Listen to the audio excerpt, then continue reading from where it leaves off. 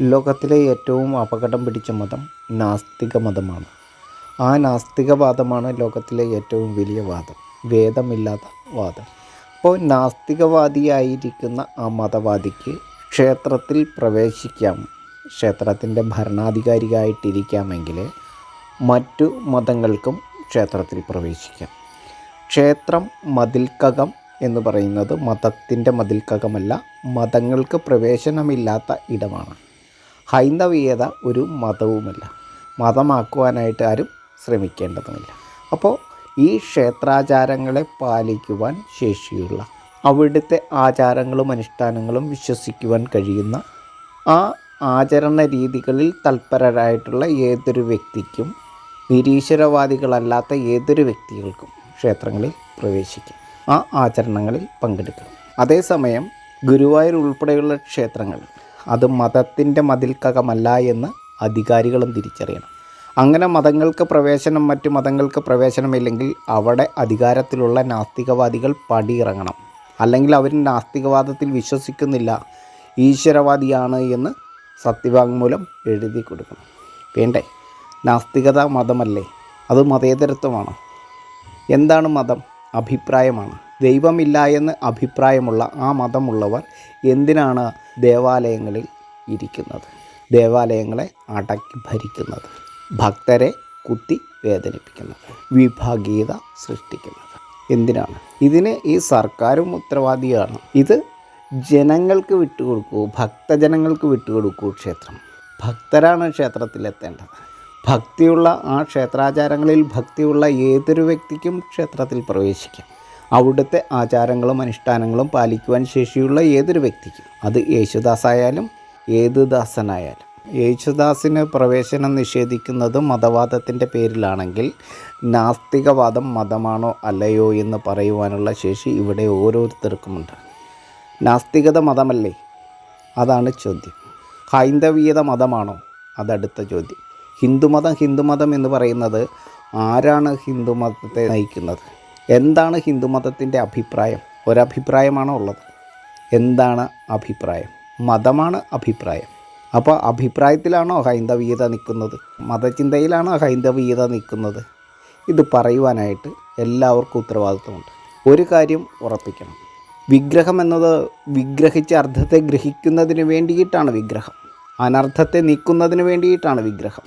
ആ വിഗ്രഹത്തെ പോലും വിഗ്രഹിച്ച് അർത്ഥത്തെ പറഞ്ഞു കൊടുക്കുവാൻ കഴിയാത്ത ആളുകളാണ് ഇന്ന് ദേവസ്വം ബോർഡുകളിൽ ഇരിക്കുന്നത്. എന്താണ് ദേവസ്വം ബോർഡ്? അതും കൂടി പറഞ്ഞു കൊടുക്കണം. എന്താണ് ദേവസ്വം ബോർഡിൻ്റെ ഉത്തരവാദിത്തം? അതുകൂടി പറഞ്ഞു കൊടുക്കണം. ഇവിടെ വിഭാഗീയത സൃഷ്ടിക്കലാണോ ദേവസ്വം ബോർഡിൻ്റെ ഉത്തരവാദിത്തം?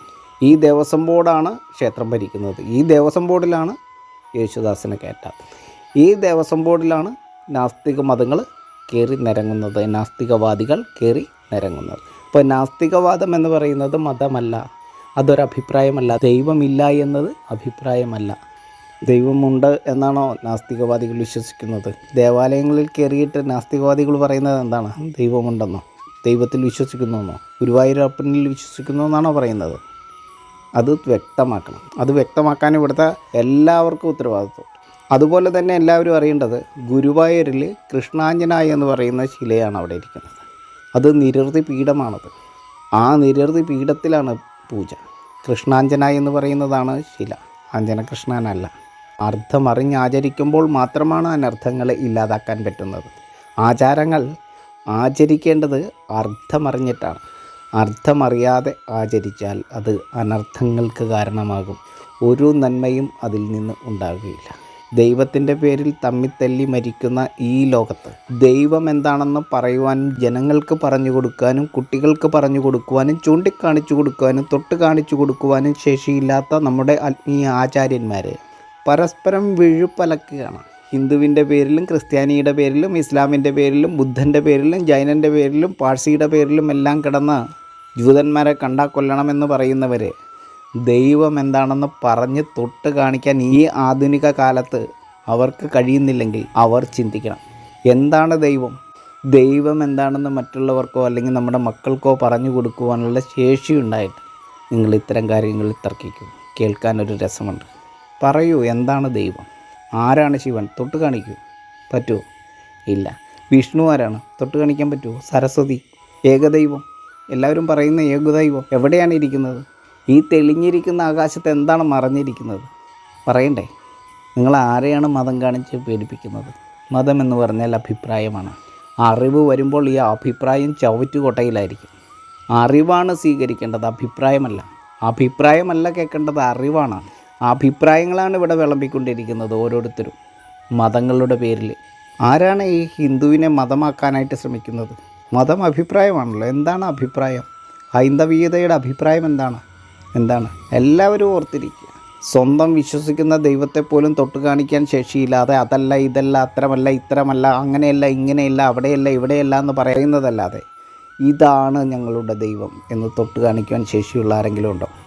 ഉണ്ടെങ്കിൽ പറയൂ. ഏകദൈവം, ബഹുദൈവം, ഏത് ദൈവം?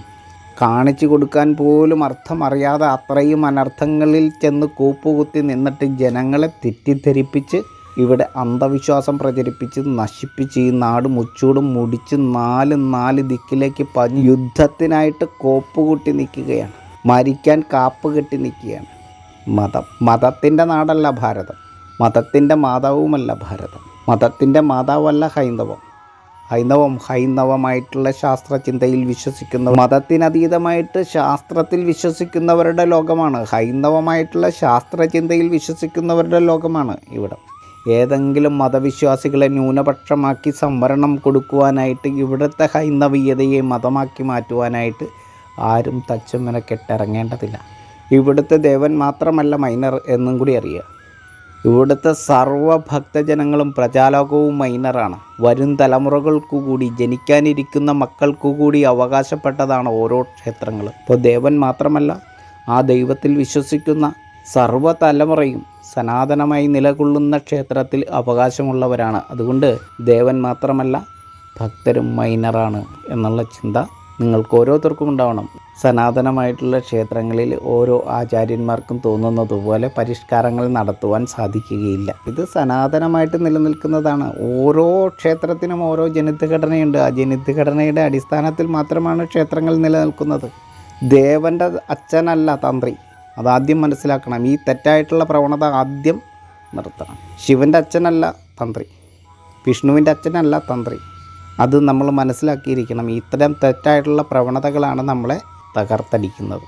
ശിവൻ്റെ അച്ഛനല്ല തന്ത്രി, വിഷ്ണുവിൻ്റെ അച്ഛനല്ല തന്ത്രി, സുബ്രഹ്മണ്യൻ്റെ അച്ഛനല്ല തന്ത്രി, സരസ്വതിയുടെ അച്ഛനല്ല തന്ത്രി, ആദിപരാശക്തിയുടെ അച്ഛനല്ല തന്ത്രി, അമ്മമാരല്ല ആ ക്ഷേത്രത്തിലെ ശാന്തി. അപ്പോൾ നമ്മൾ ഇത്തരം തെറ്റായിട്ടുള്ള പ്രവണതകൾ അടിച്ചേൽപ്പിക്കുകയാണ്. ഇത്തരം തെറ്റായിട്ടുള്ള പ്രസ്താവനകൾ നമ്മൾ സമൂഹത്തിലേക്ക് അടിച്ചേൽപ്പിക്കുകയാണ്. നിങ്ങൾ ചിന്തിക്കൂ, എന്താണ് ക്ഷേത്രങ്ങളെ ഗർഭഗൃഹം എന്ന് പറയുന്നത്? ആ ഗർഭഗൃഹത്തിൽ എന്താണ് ഗർഭത്തിൽ ധരിക്കുന്നത്? എപ്പോഴും ഗർഭത്തിലിരിക്കുന്ന ആ ഗർഭഗൃഹത്തിലിരിക്കുന്ന വിഗ്രഹം എന്താണ്? അതറിയണം. അറിയാതെ വെറുതെ ഇങ്ങനെ കിടന്ന് വിഴുപ്പലക്കുന്നതിൽ യാതൊരു അർത്ഥവുമില്ല. നിങ്ങളെ മുൻധാരണകളെ മാറ്റിവെക്കുക. ക്ഷേത്രങ്ങൾ വിശ്വാസികൾക്ക് തുറന്നു കൊടുക്കുക. ദേവസ്വം ബോർഡ് പോലെയുള്ള സംവിധാനങ്ങൾ എത്ര കണ്ട് അപരിഷ്കൃതമാണ് എന്നതിന് ഏറ്റവും വലിയ തെളിവാണ് ഈ കാലഘട്ടത്തിൽ കേരളത്തിൽ നടന്നുകൊണ്ടിരിക്കുന്ന ക്ഷേത്ര സംബന്ധമായിട്ടുള്ള മുഴുവൻ പ്രശ്നങ്ങളും. അത് നോക്കിയാൽ മനസ്സിലാകും എന്താണ് ദേവസ്വം ബോർഡ് ചെയ്തുകൊണ്ടിരിക്കുന്നത്. ദേവസ്വം ബോർഡിൽ ഏത് മതവാദികളാണ് ദേവസ്വം ബോർഡിൻ്റെ അധികാരം കൈയാളുന്നത്. നാസ്തികവാദം എന്ന് പറഞ്ഞാൽ, നാസ്തികത എന്ന് പറഞ്ഞാൽ മതമാണോ? അതാണ് ആദ്യം പറയേണ്ടത്. അത് മതമല്ല എന്ന് പറഞ്ഞാൽ നിരീശ്വരവാദം എന്ന് പറയുന്നത്, ഈശ്വരനില്ല എന്ന് പറയുന്ന നാസ്തികത എന്ന് പറയുന്ന മതം, അത് മതമല്ല എങ്കിലേ ഹൈന്ദവീയത മതമാണോ? അതും കൂടി പറയണം. നാസ്തികവാദികളെല്ലാവരും മതേതരത്വമാണ് പറയുന്നത്. ആരെ പറ്റിക്കാനാണ്? എന്നിട്ട് ഹൈന്ദവീയതയെ മതമാക്കി ചിത്രീകരിക്കുകയുമാണ്. എന്ത് വിരോധാഭാസമാണ് ഈ പറഞ്ഞു നടക്കുന്നത്? ആരാണ് നിങ്ങളെ ഇങ്ങനെയൊക്കെ പറയാൻ പ്രേരിപ്പിക്കുന്നത്? ഏത് ചൈനീസ് ബുദ്ധിയാണ് ഇതിൻ്റെ പിന്നിൽ? ഇതിനൊപ്പം കടന്ന് ചുടുചോറ് വാരുന്ന ഈ നമ്മുടെ ആചാര്യന്മാർ അവരെന്ത് പണിയാണ് ഇവിടെ ചെയ്തുകൊണ്ടിരിക്കുന്നത്? ഇത് ജനങ്ങളോട് പറഞ്ഞ് മനസ്സിലാക്കി കൊടുക്കണം. അപ്പോൾ ഭക്തജനങ്ങളെ പറഞ്ഞ് മനസ്സിലാക്കാനുള്ള ബാധ്യത ദേവസ്വം ബോർഡിനുമുണ്ട്. ഇവിടുത്തെ ഈ ആചാരങ്ങളെ ചിട്ടപ്പെടുത്താൻ നടക്കുന്ന സന്യാസി വൃന്ദത്തിനുമുണ്ട്.